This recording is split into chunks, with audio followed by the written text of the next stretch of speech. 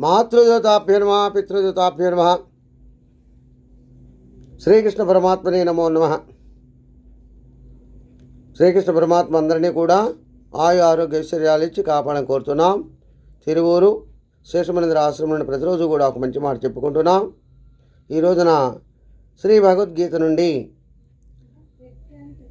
27, 28, 29 యొక్క శ్లోకాల గురించి భావాన్ని మనం తెలియచేసుకుందాం.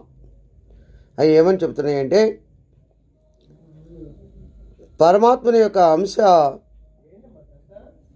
కొన్ని జంతువులలోనూ, కొన్ని మనుషులలోనూ, కొన్ని చెట్లలోనూ, అదేవిధంగా ఎక్కడెక్కడ తను ఆ అంశ ఎక్కువగా ఉంటుందో ఈ విధంగా తెలియచేస్తుంది. ఏ విధంగా అంటే, అశ్వాలలో నేను ఉచ్చైశ్రవణము అనేటటువంటి జాతి గుర్రాన్ని, ఏనుగులలో నేను ఐరావతాన్ని అయినటువంటి గజాన్ని. ఈ రెండు ఎక్కడి నుంచి వచ్చినాయి అంటే, పాల సముద్రం చిలికినప్పుడు, దేవదానవులు పాల సముద్రం చిలికినప్పుడు వాటిలో నుంచి ఉద్భవించాయి. అవి నా అంశతోటి. అదేవిధంగా ఆయుధాలు ఏమిటి అంటే, వజ్రాయుధం.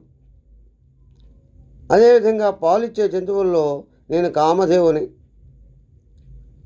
అదేవిధంగా ధార్మిక సంతానాన్ని కలిగించే వాళ్ళలో నేను మన్మధుడిని. అదేవిధంగా విషం కలిగినటువంటి పాముల్లో నేను వాసుకుని అని తెలియజేస్తుంది. ఇంకా విషరహితమైనటువంటి సర్పము అనంతుణ్ణి కూడా. జలదేవతల్లో నేను వరుణుణ్ణి, పితృదేవతల్లో నేను ఆర్యముణ్ణి, జీవులను నిగ్రహించే వారిలో అంటే వారిని కంట్రోల్ చేసేవారిలో, స్వీకరించే వారిలో నేను యముడిగా ప్రవర్తిస్తూ ఉంటాను. ఇవన్నీ కూడా నా అంశాలే. నేను ఏ రూపంలో అయితే ఉంటానో అక్కడ ఉన్నటువంటి వాటికి తగినటువంటి పనిని కలగచేస్తూ ఉంటాను.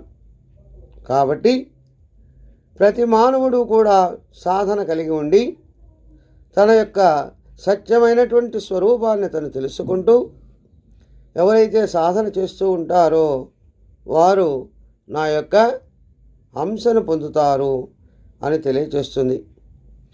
ఆ జన్మలో వారు అంశను పొంది ఆ తర్వాత జన్మ ఉత్తమమైనటువంటి జన్మ ప్రాప్తిస్తుంది అని తెలియచేస్తుంది. స్వస్తి. సర్వే జనా సుఖినో భవంతు. ఓం శాంతి శాంతి శాంతి.